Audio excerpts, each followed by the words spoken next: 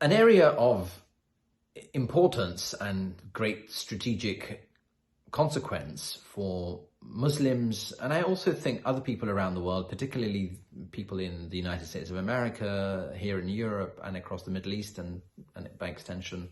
the wider Muslim world, is our attitudes towards minorities. Now, Muslims who are living in Germany and Austria and in other parts of Europe expect to be treated as full citizens and with dignity, and rightly so. And we've seen examples of Muslims doing well, but we've also seen many examples of Muslims not doing well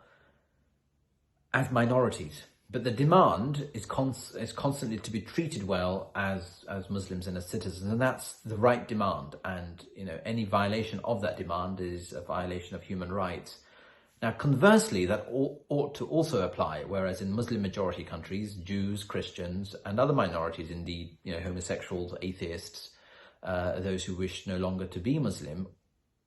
should also enjoy those same freedoms. And somehow saying that seems to offend some people. But offense is not an argument, and we've got to continue to say that, because we're seeing a mass movement away from Muslim countries of those who are Christians. We are seeing the repression of our friends who are gay or friends who wish to leave Islam, and those are fundamental assaults and insults on the human mind and human freedom, and those ought to cease. But I think the most testing and the most worrying attitude of many of my fellow Muslims is that we expect to be treated as full citizens, and we expect Muslim countries to be given equal treatment in the community of nations, be it at the United Nations or elsewhere, and that's right. But that same freedom, that same dignity, and that same awarding of human status and recognition ought to be extended to Jewish people and to the State of Israel in particular. And here in the House of Islam and Global History, I make the case right the way from the time of the Prophet Muhammad to our times, where on many instances Muslims have got it right, and Muslims were on the right side of history when often Europe was on the wrong side of history. I'm thinking about the pogroms, and I'm thinking about the expulsion of Jewish people from Spain and elsewhere. But Muslims got that historically right, but in the contemporary modern world, Muslims have got it terribly wrong in our attitudes towards the State of Israel and in our attitude towards the handful, literally a handful of Muslims, a handful of Jews who still remain in Egypt or in Yemen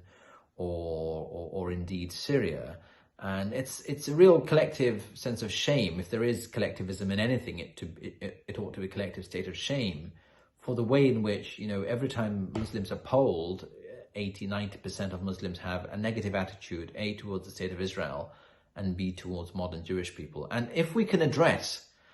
this attitude of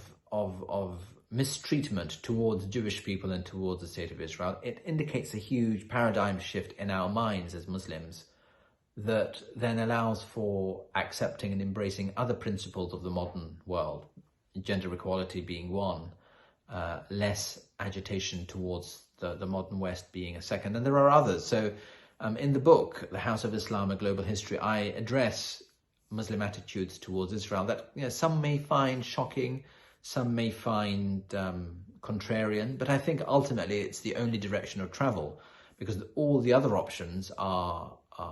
currently not working, and in the future will not work, will only get worse in terms of materialization. And therefore it brings us back to that old ground of reconciliation, hope and acceptance of the children of Abraham, be they Jews, Christians or Muslims.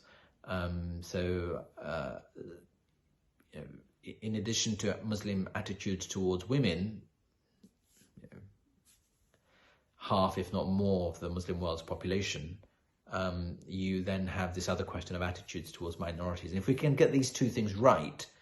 and my book calls towards approaching both of those issues differently, gender equality as well as freedom for religious and other minorities in Muslim communities, then I think you see a full-flown modernization of the Muslim mind that is able to live peacefully with others. For as long as we're struggling with other majorities and minorities, by majorities I mean, Muslim women probably form the majority in, by probably about 52-53% of the Muslim world's population.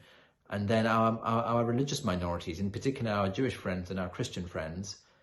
and minorities of other persuasions, intellectual, sexual, and others, unless we can address that openly, candidly, frankly, I'm sorry, Muslims will continue to be seen in the eyes of most people of the world, some kind of dinosaurs who just don't know how to adapt.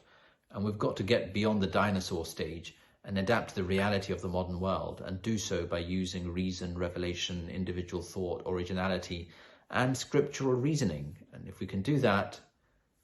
we will have done ourselves and future generations a huge favor for peace and coexistence.